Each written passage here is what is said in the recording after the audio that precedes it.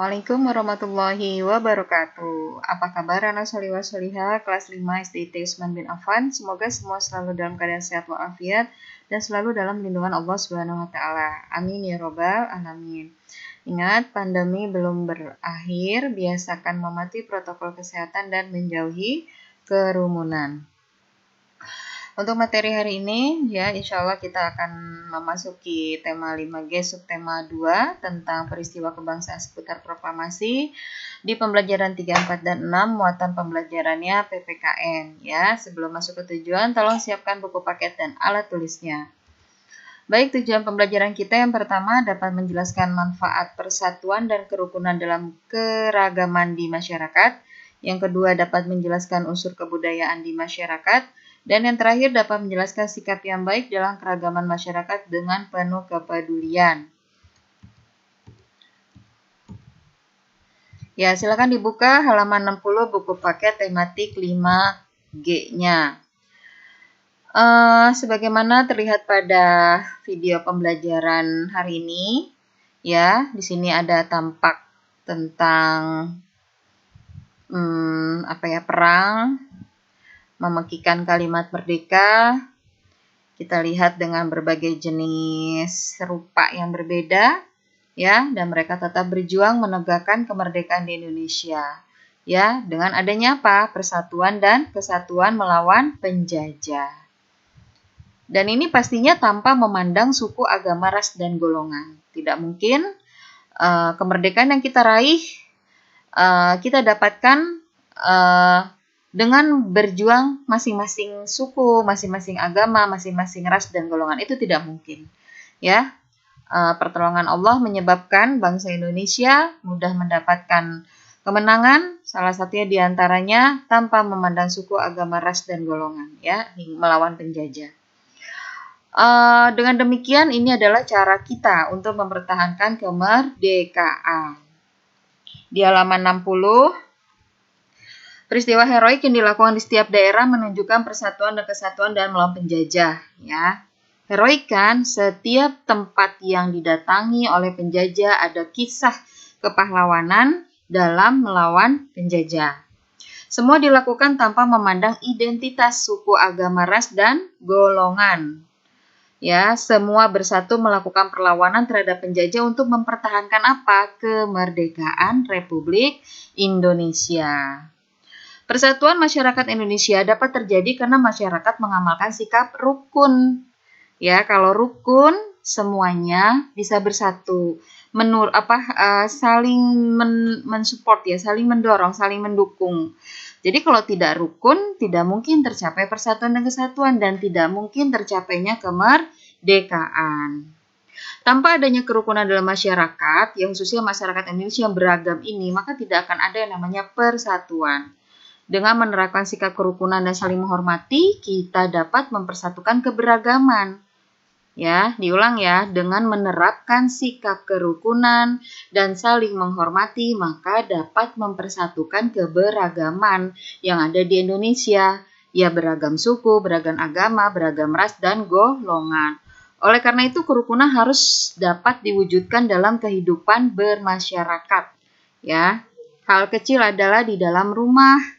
Ya, kalau tidak rukun apakah tercapai semua tujuan yang ada di rumah? Tentu tidak. Kemudian apa? Lingkungan masyarakat. Apakah dapat terjadi kerja bakti ya jika tidak adanya kerukunan, ingin memenangkan golongannya sendiri, ingin dengan caranya sendiri, itu tidak mungkin ya. Tanpa persatuan dan kesatuan tidak mungkin kita bisa menegakkan apa yang menjadi keinginan bersama.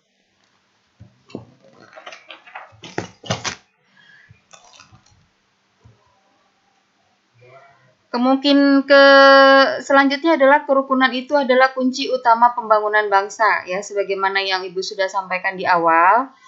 Indonesia itu kan adalah negara beragam ya, identitas yang sangat beragam hanya dimiliki di Indonesia, diantaranya dari agama, ras, suku, bangsa, dan budaya.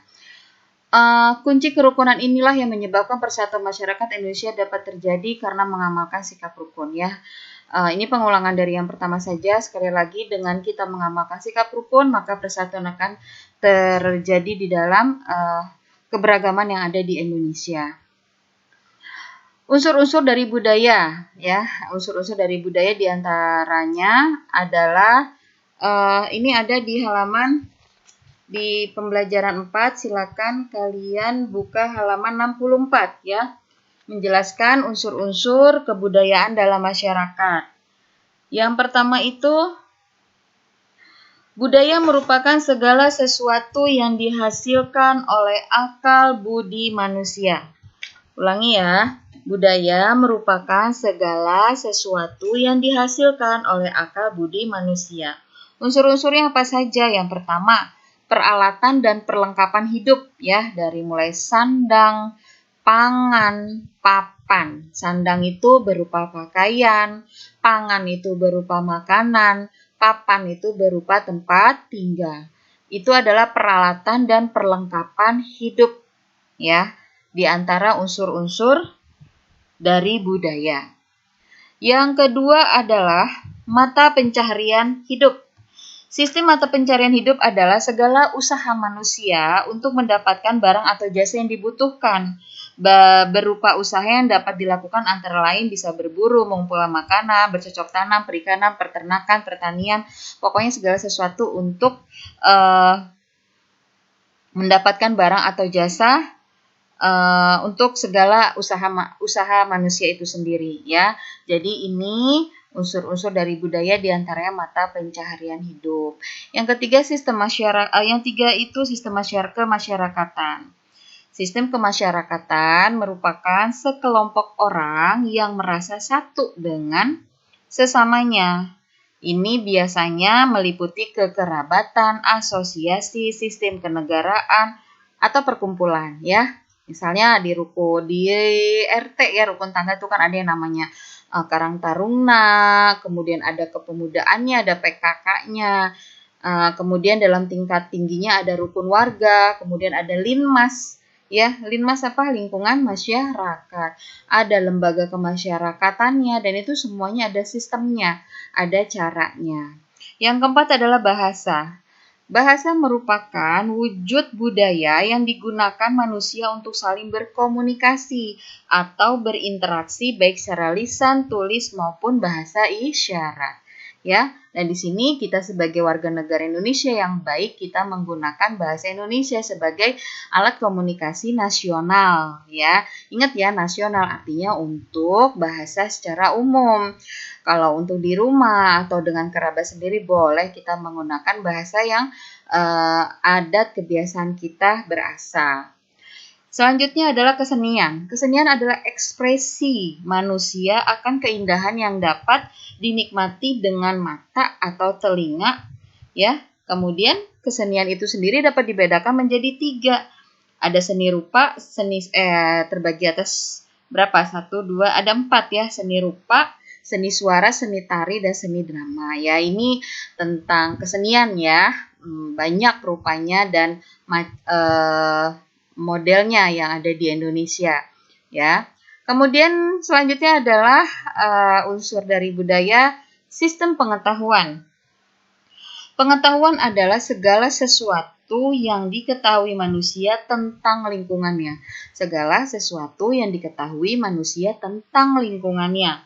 Pengetahuan yang dimiliki manusia digunakan untuk bertahan hidup ya. Sistem pengetahuan saat ini yang paling dekat dengan diri kita adalah IT ya, teknologi informatika ya, maksudnya sistem informasi ya, bisa lewat teknologi tinggi berupa komputer, laptop atau smartphone ya, kita sebut HP, televisi, radio dan sebagainya ya.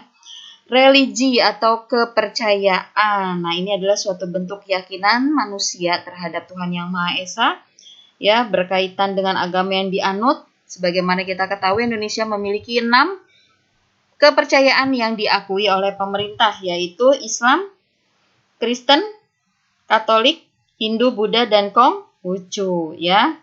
Dan kita harus rukun ya untuk saling menghargai berdasarkan unsur-unsur budaya, keyakinan dari masing-masing agama, ya.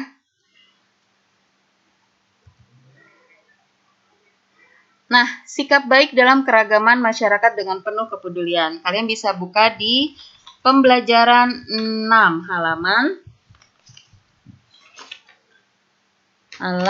78 ya. Silakan dibuka halaman 78 bagian kiri sebelah bawah.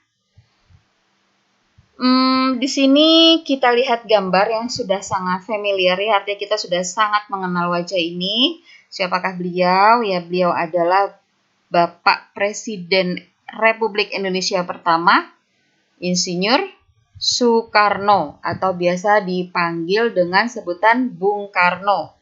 Ya, bangsa Indonesia ini Allah karuniai keragaman ya. Ya, Allah memberikan ini kepada bangsa Indonesia berupa keragaman dari suku, budaya, agama, adat istiadat, dan bahasa. Ya, tidak cuma satu ya, bahkan bahasa itu bisa sampai puluhan. Namun keragaman tersebut tidak terhalangi persatuan masyarakat Indonesia. Persatuan telah membebaskan Indonesia dari belenggu penjajahan. Belenggu itu semacam kayak ikatan ya. Ya, dengan kita bersatu, ya kita terbebas dari penjajahan. Karena kan selama ini kan penjajah bisanya kan menjajah kita karena kita terpisah, karena kita kurang semua-muanya, kurang sumber dayanya, kurang ilmunya, ya karena memang tidak adanya persatuan. Salah satu tokoh yang berperan penting dalam dalam kemerdekaan Indonesia adalah Insinyur Soekarno. Ya, dan beliau dikenal sebagai seorang orator. Apa itu orator? Orator adalah orang yang ahli berpidato ya. Orator itu orangnya, kegiatannya namanya orasi ya. Salah satu video terbaiknya adalah salah satu pidato terbaik beliau adalah pidato pengantar saat pembacaan naskah proklamasi. Jadi sebelum pembacaan teks proklamasi 17 Agustus 1945 ada prolog ya, ada awalan ya, ada pidato pengantar, pidato pembuka ya. Ini ada di halaman 79 ya. Kalian bisa lihat di kotak warna apa ini ya, warna orange kali ya. Itu ada teks pengantar sebelum pembacaan naskah proklamasi. Nanti kalian bisa searching sendiri di YouTube bagaimana suara beliau dalam membacakan teks proklamasi, kejelasan kalimatnya, penekanan suaranya, semangat dalam membacanya, itu bisa kalian nanti cari sendiri ya. Banyak di YouTube tentang Presiden Soekarno membacakan teks ini. Ya, Masya Allah ya, kalau karena memang kondisinya saat itu mendukung ya, Indonesia harus merdeka, harus lepas dari sekutu, dari Belanda dan Jepang dan semua hal-hal yang berbau penjajahan. Baik, di sini ada tugas mandiri, tugasnya sedikit menantang. Dikumpulkan hari Ahad ya, jadi cukup lama. Kenapa lama? Karena memang Ibu berharap tugas ini sempurna ya, artinya kalian tetap mendapatkan detail dari penilaian yang Bu Lia ambil.